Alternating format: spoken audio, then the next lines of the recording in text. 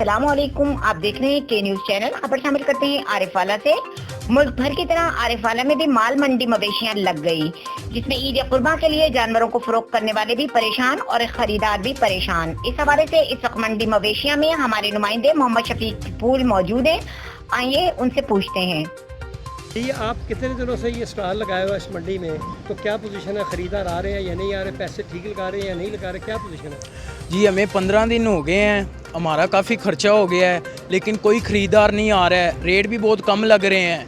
Rate जानवर अच्छे हैं, काफ़ी भारे हैं, तो उनका रेट भी बहुत कम लग रहा है। गोश्त का भी रेट नहीं दे रहे हैं। एक जानवर 3 लाख का है तो यहाँ पे वो 1.5 लाख रुपए 2 लाख रुपए लगा रहे हैं। बहुत कम रेट लग रहा है। अगर ये यहाँ पे ना बिके तो फिर आप कुछ मुतबादल जगह पे लेके जाने का सोच रहे हैं? जी बिल्कुल, हमने सोचा हुआ है। आजकल हम इनको लाहौर लेके जा रहे हैं, वहाँ पे रेट सही लगेंगे। यहाँ पे रेट इस बार बहुत कम लग रहा है, बहुत ज़्यादा कम लग रहा है और काफ़ी खर्चा आ रहा है। अच्छा, रेट कम होने की वजह ये तो नहीं है कोरोना की वजह लोग पहले माली मुश्किलात का शिकार जी बिल्कुल सारे माली मुश्किलात का शिकार हैं। कोरोना की वजह से बहुत मुश्किलात का सामना करना पड़ रहा है। हमें भी काफ़ी मुश्किलात का सामना करना पड़ रहा है। हमने बड़ी मुश्किल से इनकी परवरिश की है, लेकिन हमें रेट बहुत कम लग रहा है।